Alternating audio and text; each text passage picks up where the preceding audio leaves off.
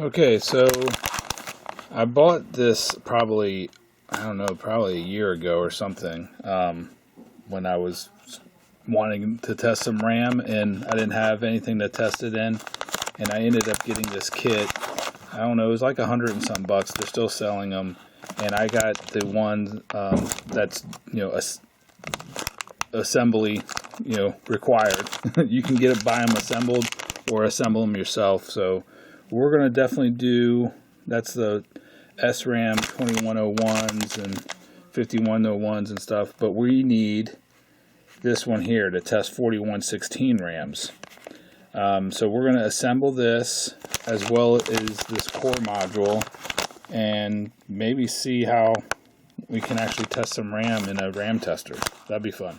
Alright, so here's the PCB, and I have all the parts sitting there and the assembly instructions right here. So I don't know how this is going to turn out. What I'm going to do is I'm just going to put the camera on the tripod, zoom in on this one little area, and then just assemble it without talking, I think, and then maybe speed it up or something like that. But it does, if you go to the website, it was kind of hard to find. I just Googled Inquisitor assembly instructions, and then I found this, which tells you step by step, like, solder the 390 ohm orange, white, brown resistors, into R13, R17, R18. So it's like telling you step by step. So I don't necessarily need to kind of go over that. Let's see, where's R13?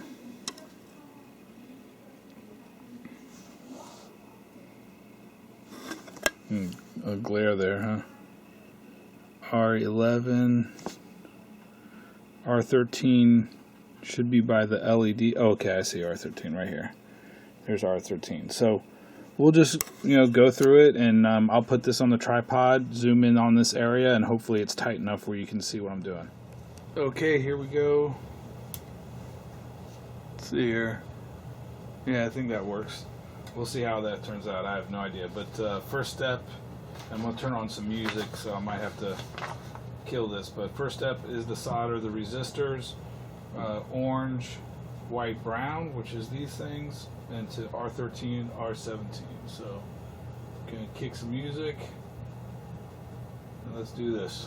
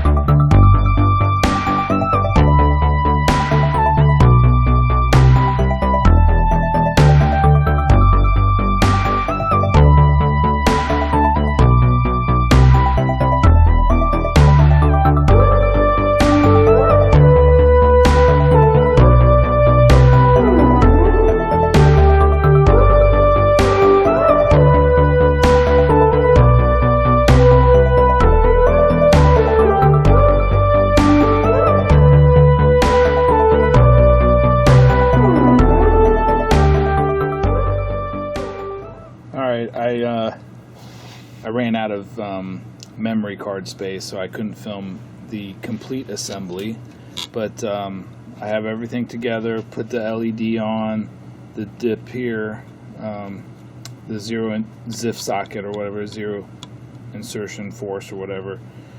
Have everything working, tested the voltage, and it's all working. And I also assembled the 4116 RAM, so it probably took me a few hours, I guess, but now I have some 4116 RAM, and I figured we would test it. So it says to put this in with pin 1 over here, closest to the ZIF socket, like this, and then I guess we'll turn it on. It says, okay, select your test. Do you want to test 4116? And I think we do, so we'll hit enter. And that orange light means that it's testing the RAM. And now we're expecting this to be bad here.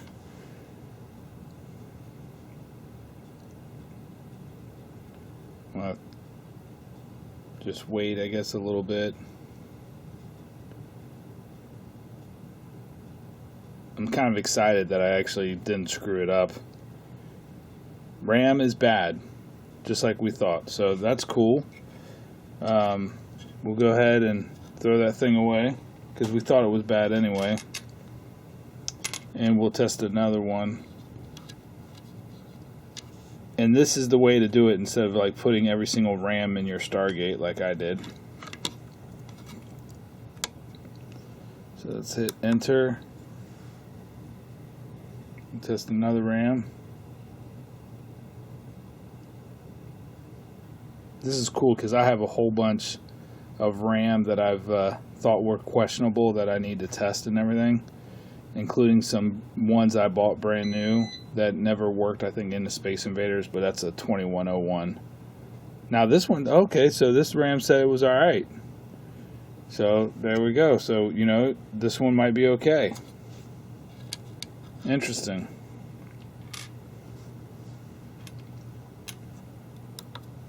Whoops.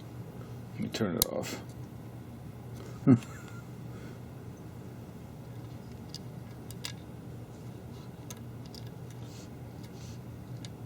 we go. 4116. I'm going to turn it on.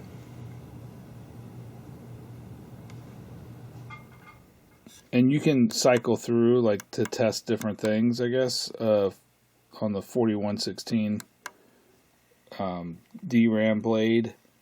It's got different tests, and let's see. The long test versus the short test, so we're going to do long. LED is normal because we installed our LED correctly, so we don't need to worry about that. And then just hit enter, I guess. And it tells you there's an orange light right there, so that means the test is running. And then it should, if it's good, it should turn green. If it's bad, it should turn red.